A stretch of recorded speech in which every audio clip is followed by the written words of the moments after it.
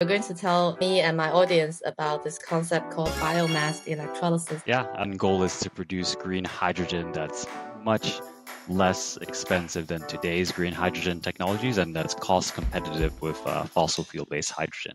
So what it is This is Bite Size Climate Tech, Season 2.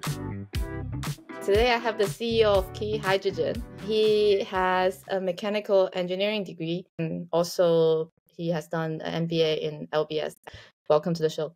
And feel free to add a little bit more about yourself if I missed anything. Great to be here. A little bit more about myself. So I started off as an engineer. I was working at ExxonMobil doing global projects development. I helped develop the UK's largest hydrogen project worth 800 million. So I've seen hydrogen at the largest industrial scales, recognize that we need to find much better, cleaner ways to make this hydrogen, which is partially the reason I started this venture in the green hydrogen space. And that's actually a great segue to our topic today. You're going to tell me and my audience about this concept called biomass electrolysis. Yeah, so biomass electrolysis is our novel technology that we're pursuing, and goal is to produce green hydrogen that's much less expensive than today's green hydrogen technologies, and that's cost competitive with fossil fuel-based hydrogen. So what it is, a similar principle to water electrolysis, which is today's standard approach, and you use water and you take renewable electricity and separate that into hydrogen and oxygen. What biomass electrolysis is we'll take liquid waste biomass as feedstock instead of water, still run it through electrolysis process and separate out the hydrogen, but hydrogen is the only gaseous product, and the liquid component, all the carbon stays in liquid form and can be separated out in these valuable chemical co-products.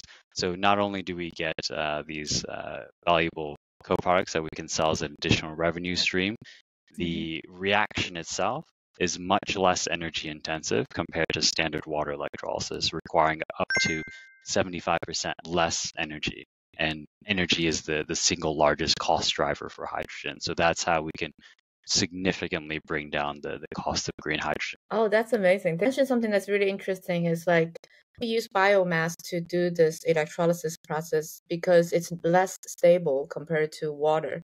I don't know whether it's possible that you can explain this part a little bit more. One of the reasons you can think of why water electrolysis is so energy intensive is because, water is such a stable molecule, one of the most stable in the world. So fundamentally, it will always require a lot of energy to split that apart. So it's not purely just an efficiency thing, just fundamentally, it will always require a lot. So we're looking at a different pathway to source it from the biomass, which is a lot easier to separate out and requiring much less energy to do that. Is it because of the hydrogen component in the biomass is less stable compared to water? The bonds there are weaker, so it requires less energy to break it. Oh, the bonds are much weaker, okay, basically. The That's benefit good. of doing biomass electrolysis and you're producing green hydrogen with much less energy needed. And then also you have a great co-products in the future can supply to the supply chain to make decarbonization possible for the chemical industry. Yes. I think I did a good job too. Yeah. How would you explain this to an 8-year-old? Right. So to an 8-year-old, I would say it's imagine getting like a sugary drink, and then you are kind of extracting out the energy from the sugar and being able to use that in other applications as a clean fuel. That makes sense to an 8-year-old.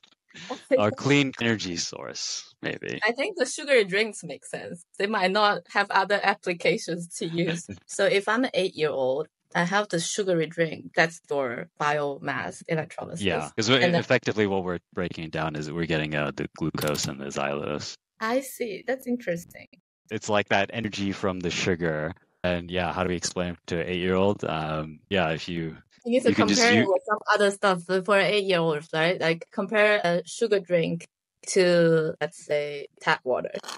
So sugar drink is just much more attractive and exactly. That's a good way to put it. So water electrolysis is trying to get energy out of just tap water, which is going to be very hard. Whereas a sugary drink, yeah, it'll energize you a lot more. And Here you go. And then the co-product is co-product. that could be a bit more challenging. But, we'll leave it open. we got. I think the sugary drink comparison is really good. And then the next part is you're gonna answer a question from a previous guest. What really is the one single biggest challenge in climate change mitigation? But one, not many, just one. I would say the single biggest challenge in climate change mitigation is the externality problem. People don't appreciate how much harm they're kind of putting on others through their own actions that provide these emissions. So if we can figure out a way to price in those externalities, it's carbon tax or what have you, I think that will go a long way to helping solve the climate change. The awareness, like people, sometimes we do not meet including, we don't really understand what is the externality of our own actions. And you have the chance to leave a question for the next guest. So my question is, there's always a lot of discussions around climate change mitigation. What are some good solutions in climate change adaptation that we feel that we can progress as a society that will help us? Super good question. Thank you. Thank you so much for coming to the show. This is it. This was fun. Thank you. Expressed by our guests are their own and do not necessarily reflect the official position of Bite-Size Climate Tech. We thank our guests for sharing their insights and experiences, and we thank you, our listeners, for joining us on this journey. Until next time.